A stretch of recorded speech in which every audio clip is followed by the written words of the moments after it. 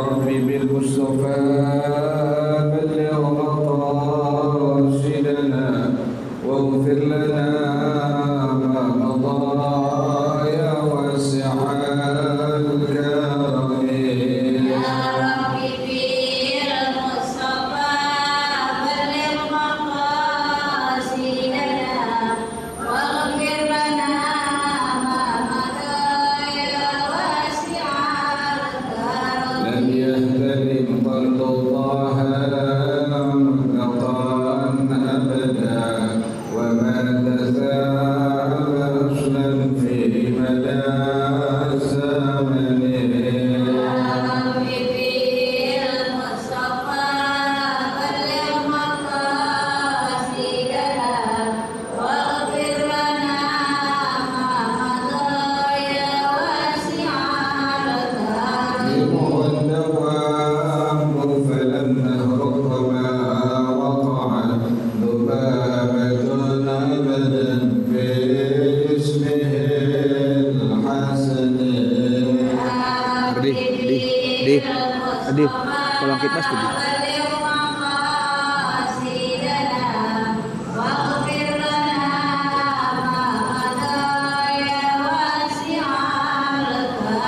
منه الدوام فلم تهرب وما وقع ذبابة أبدا في جسمه الحسن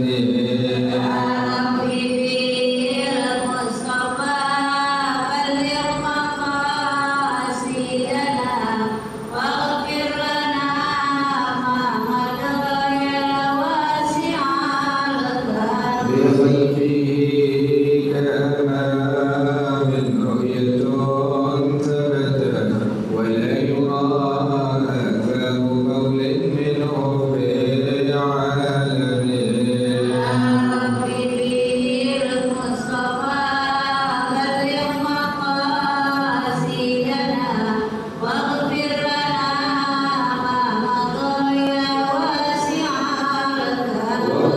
وقلبه لم ينم والعين قد انعست ولا يرى زله في الشمس ذو فاطم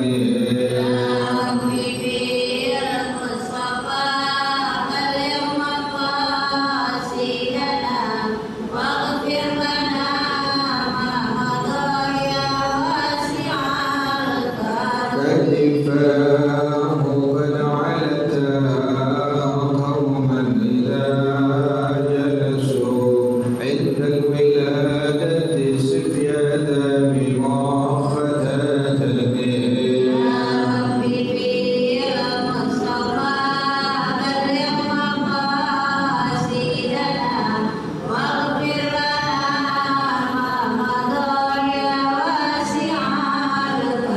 هذه الخصائص فاقبلها تكون آمنا من شر نار وسراق ومن محن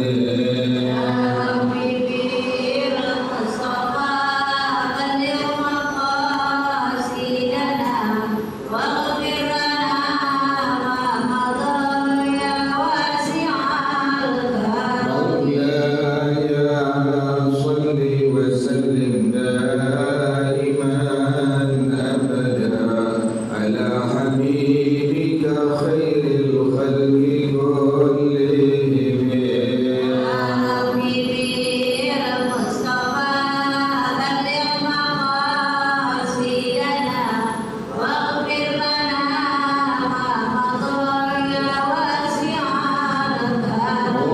محمد سيد الكونين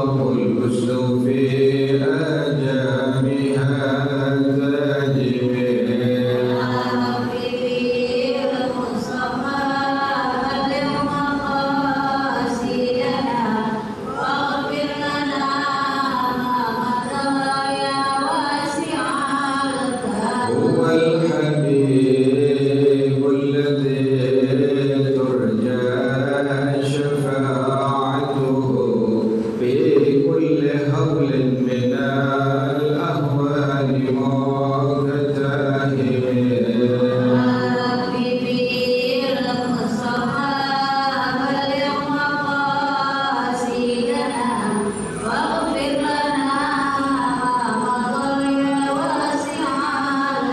وكلهم من رسول الله ملتمس غرفا من البحر أو رشفا من الديم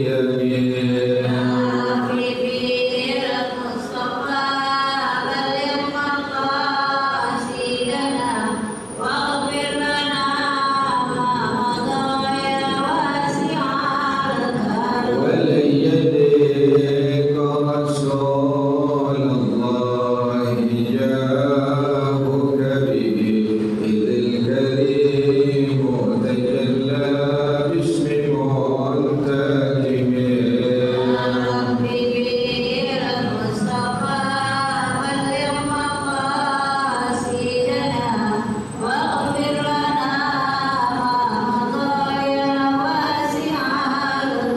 يا نفس لا تقنطي من ذلة عظمى إن الكبائر في الغفران كالأمم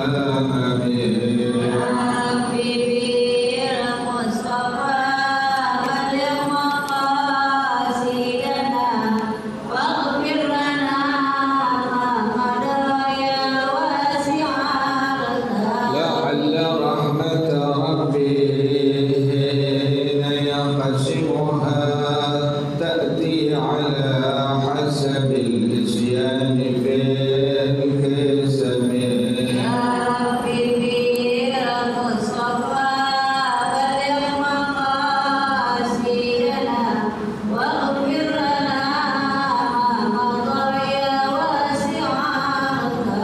مولاي صل وسلم دائما أبدا على حبيبك خير الخلق كلهم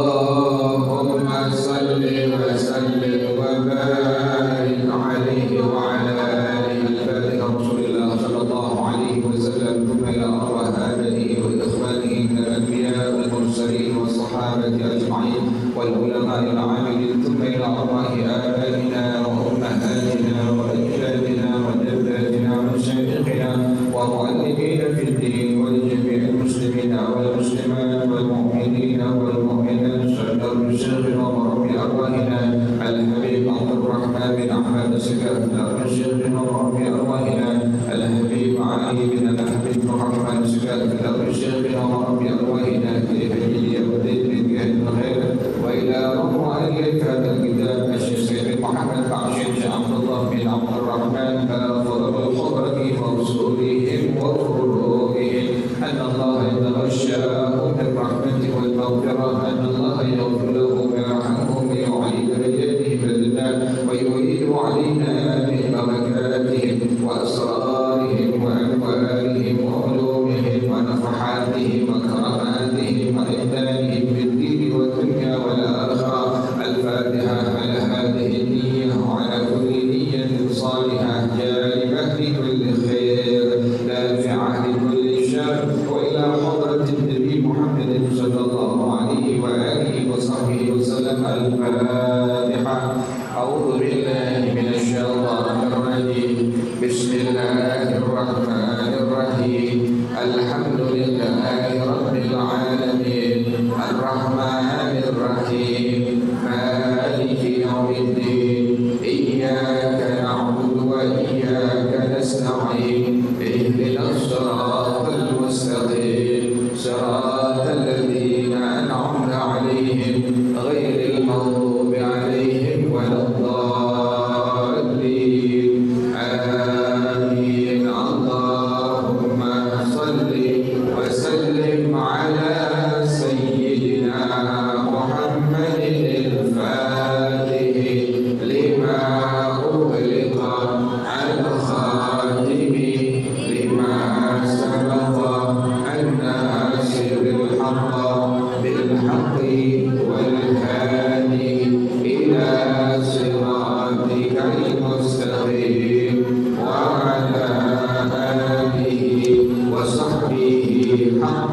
قدره ومقداره العظيم اللهم أخرجنا من ظلمات الوهم وأكرمنا بنور الفهم وافتح علينا بمعرفة العلم وحسن أخلاقنا بالعلم وسهل لنا أبواب فضلك وانشر علينا من خزائن رحمتك ya arhamar rahimin. Bacaannya sampai wattalathumu lirrajuli. Ya Bu ya. Bismillahirrahmanirrahim. Wattalathumu lirrajuli wattanakkuhu lighairihi linnahyi anil awwali wal qiyasi alaihi fil thani wa inda ghalabatin naumi wal ghadabi li fawatil khushu'i wa innama lam taqtadi al karahatu فيما ذكر الفساد كالكراحة للزمان لأن الشارع جعل للصلاة أوقاتا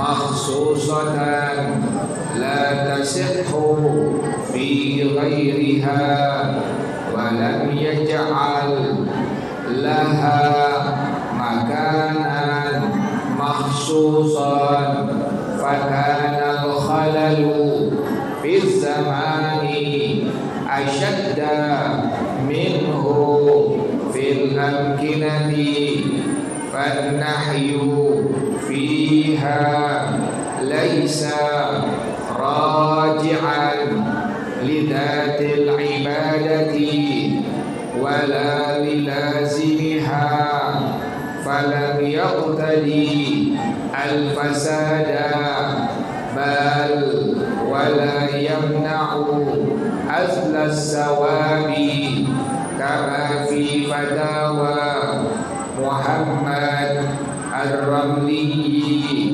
وبقي من المكروه أمور منها الإقعاء كما مر والصلاة خلف أغلف وموسوس والولد زنا وافتراش السبع في السجود والإسراء بأن يقتصر على أقل الواجب وغيرها والله أعلم بالصواب. بسم الله الرحمن الرحيم الحمد لله رب العالمين والصلاة والسلام على أشرف الأنبياء والمرسلين وعلى آله وصحبه أجمعين. قال الشيخ الإمام المؤلف رحمه الله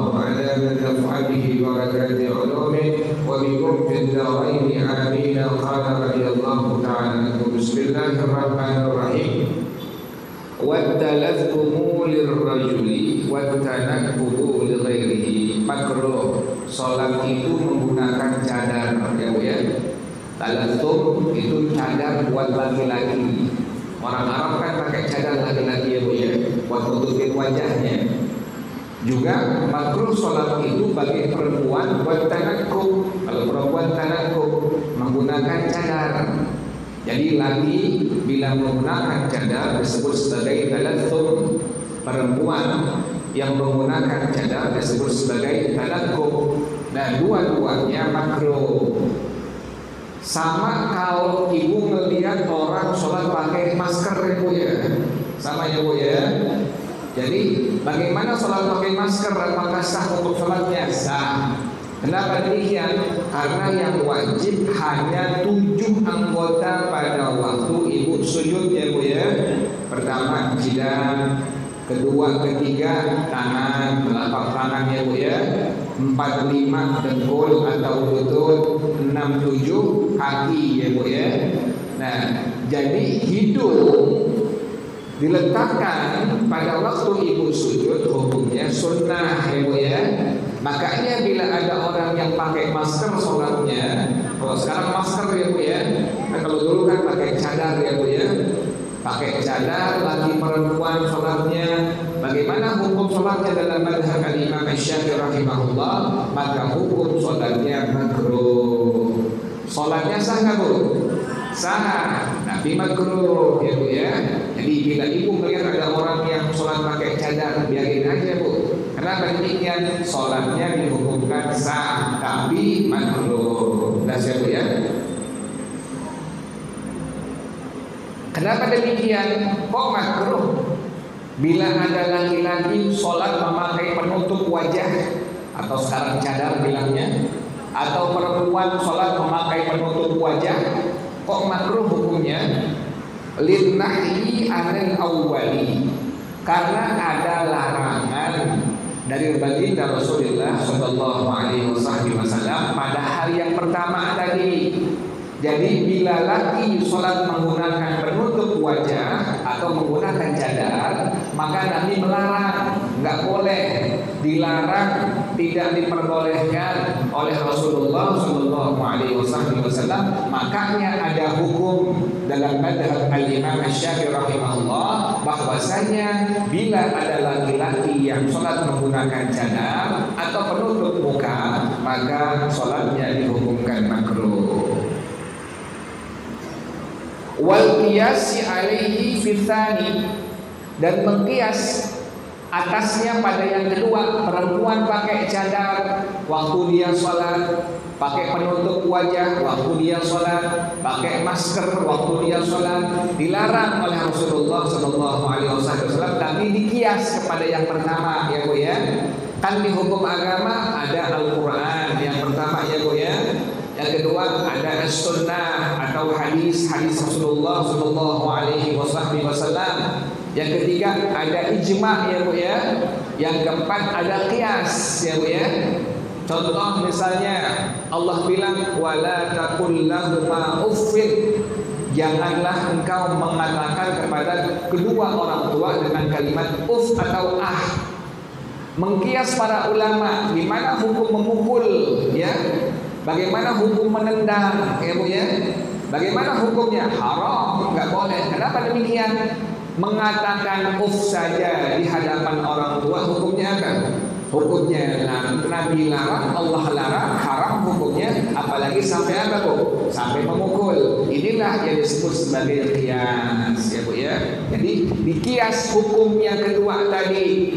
Kok perempuan makruh? Bila ada perempuan yang sholat menggunakan cadar, menggunakan masker, kok makruh? Karena mengkias pada hukum yang pertama tadi, bahwa Nabi melarang bila ada laki-laki yang sholat menggunakan penutup wajah atau cadar. Jelas ya Bu ya?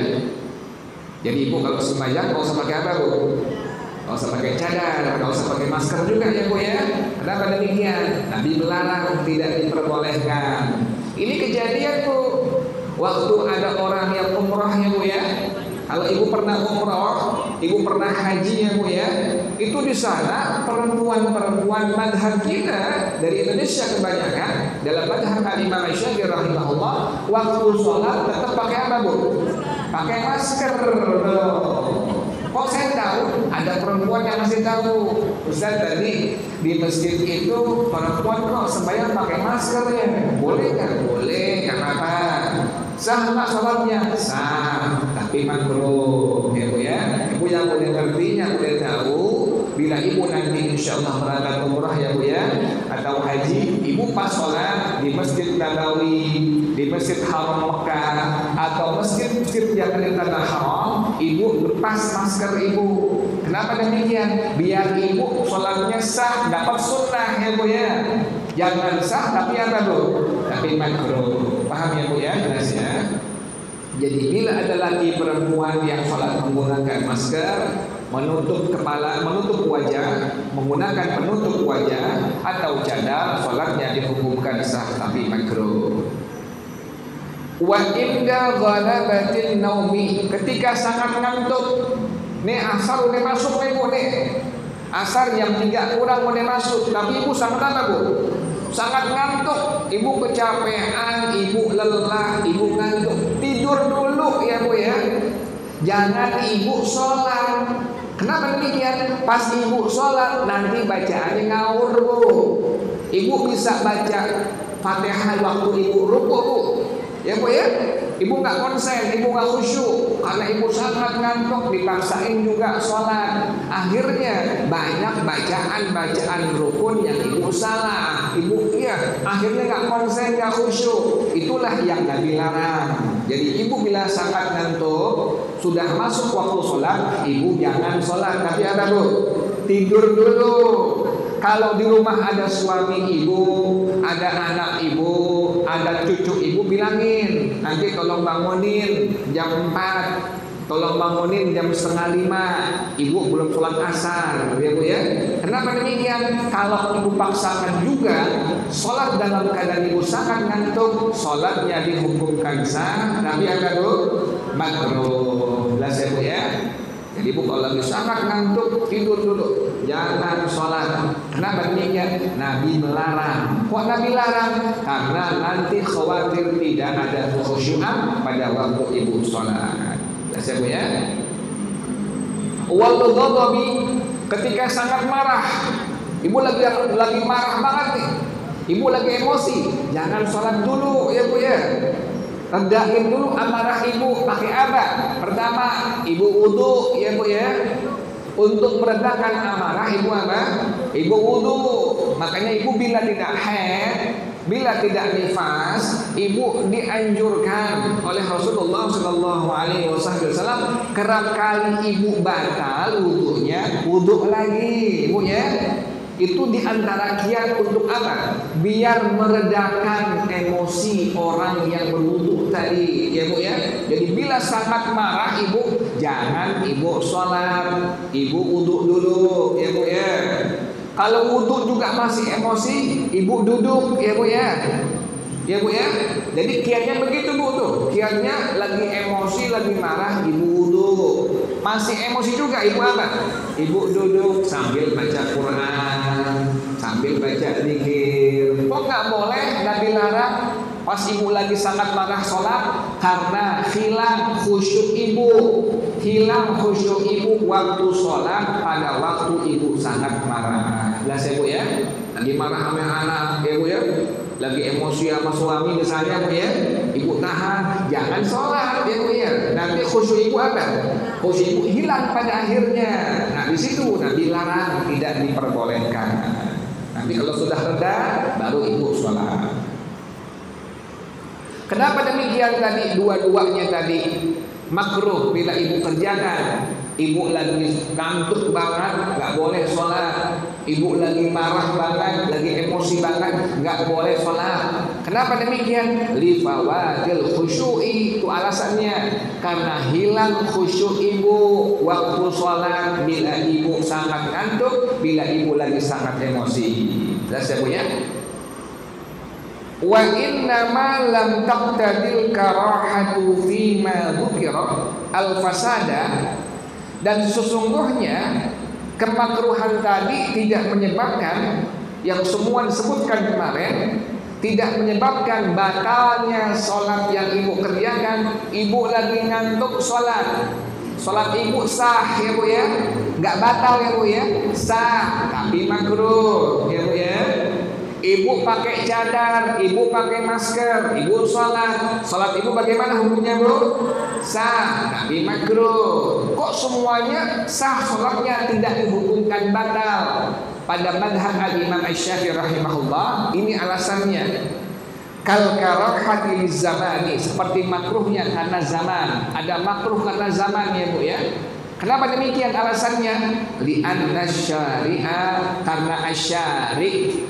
Kalau ibu mendengar kalimat asyari, asyari ini terbagi kepada dua ya Bu ya. Kalau ibu mendengar kalimat asyari ya Bu ya, maka asyari ini terbagi dua bagian. Yang pertama asyariul haqiqi, yang kedua asyariul majazi ya Bu ya. Bila ibu mendengar kalimat tadi apa Bu? Asyari, maka asyari dalam kitab-kitab fikih para ulama kita adalah memiliki dua makna atau dua arti. Yang pertama adalah asyariul haqiqi, yang kedua asyariul majazi.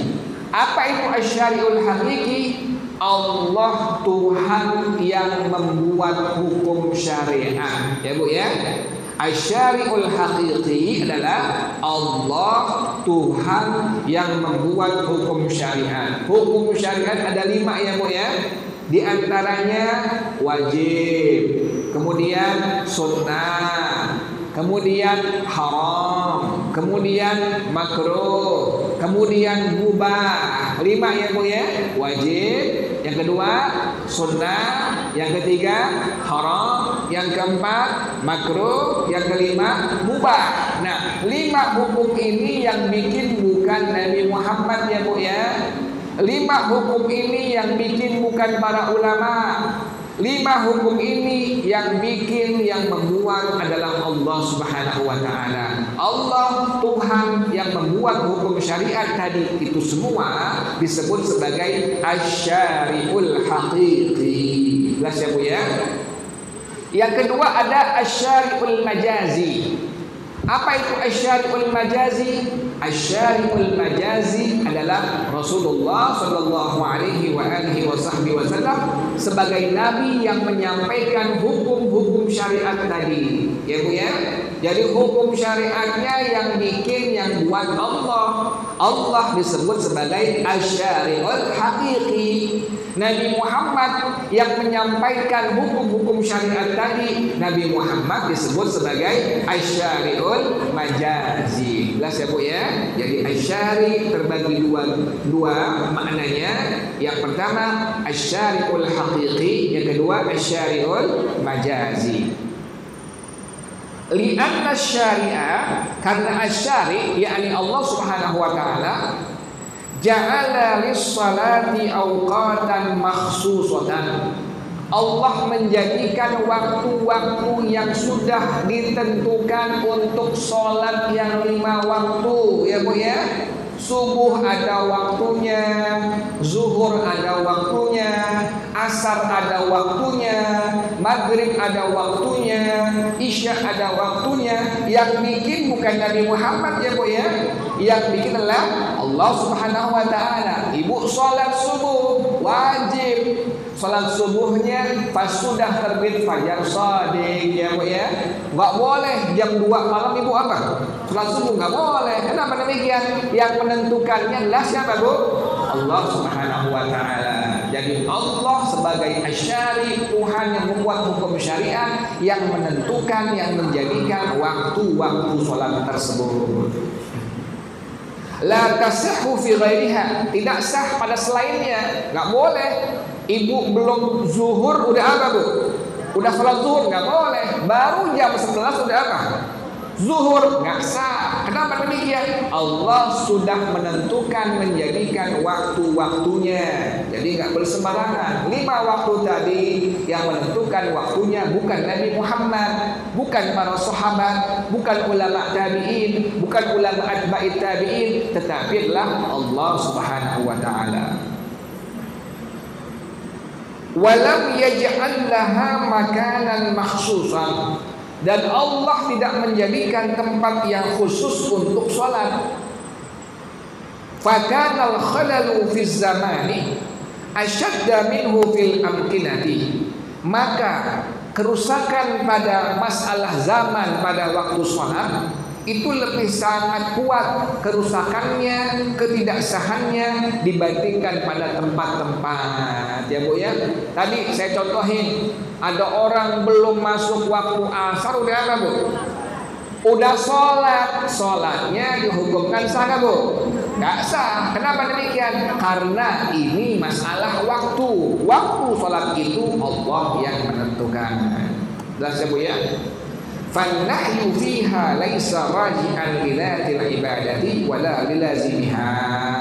Maka larangan tadi tidak kembali kepada ibadah itu sendiri atau sesuatu yang melazimkan ibadah itu. Wal falam yaqtadil fasad bal wala yamna'u aslat tawabi.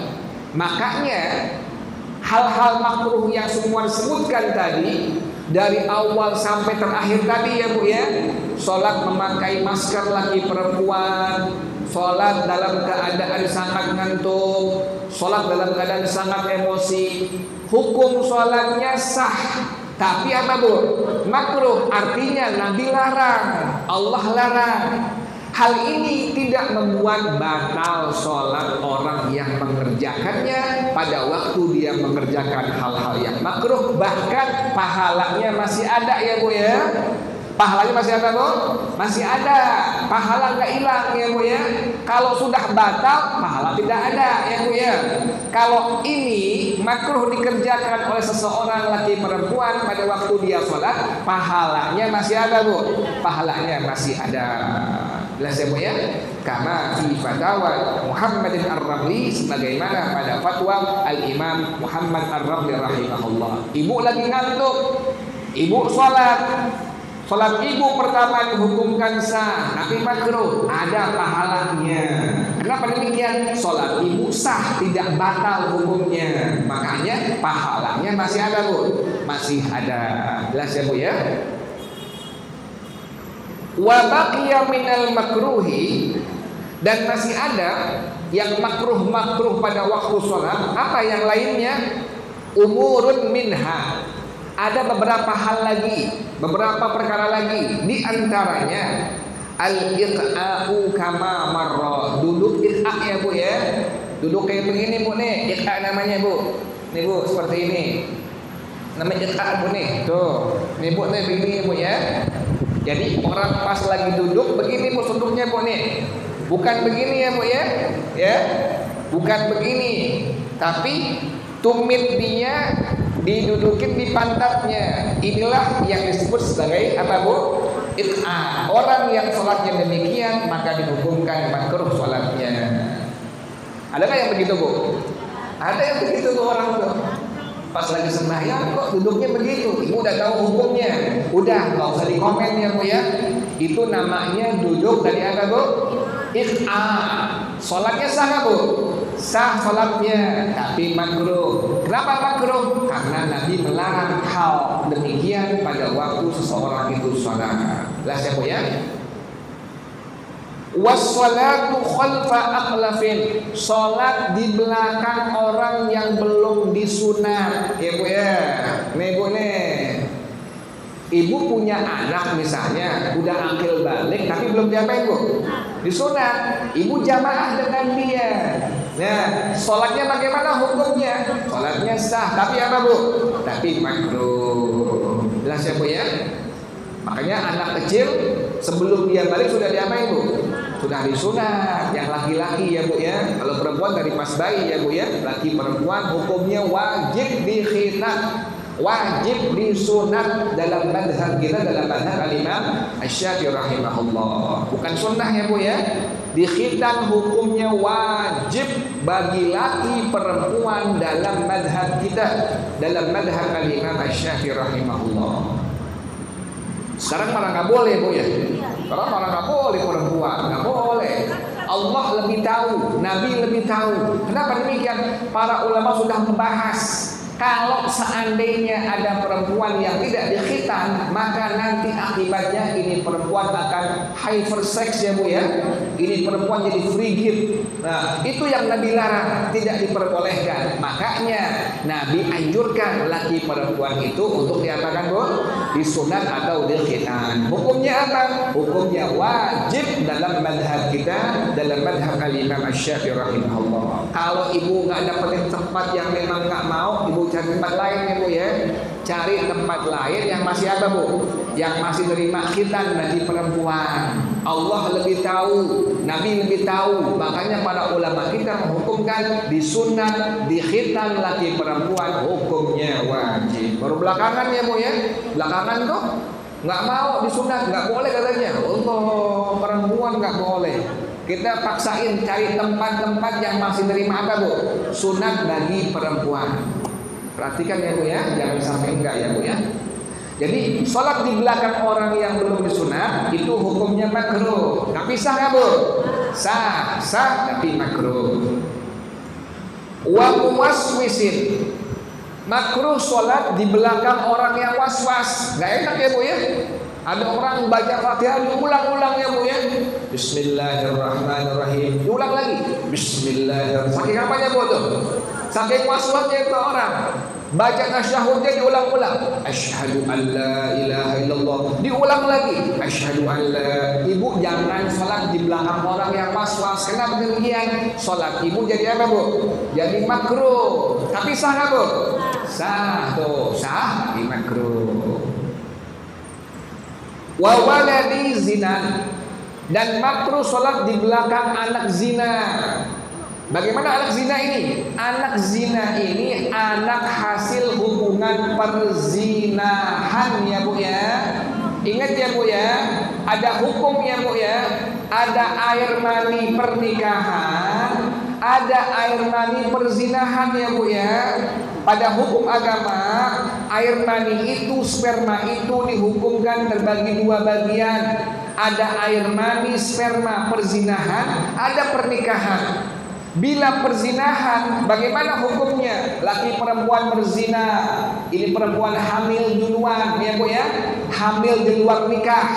Kemudian sudah 4 bulan misalnya. Nah, ulama kita menentukan ini anak perempuan laki yang tadi hasil perzinahan, apakah bisa dinisbahkan kepada bapaknya, bin bapaknya atau binti bapaknya? Bisa, dengan catatan dari akad nikah secara hukum agama sampai lahir ini anak jaraknya mencapai 6 bulan 2 detik. Ingetin ya Bu ya. Bila ada orang yang nikah, kemudian kita lihat ini udah hamil duluan nih, nikahnya belakangan. Lihat setelah nikah secara hukum agama tadi, sudah nikah secara hukum agama tadi, lihat sampai lahirnya.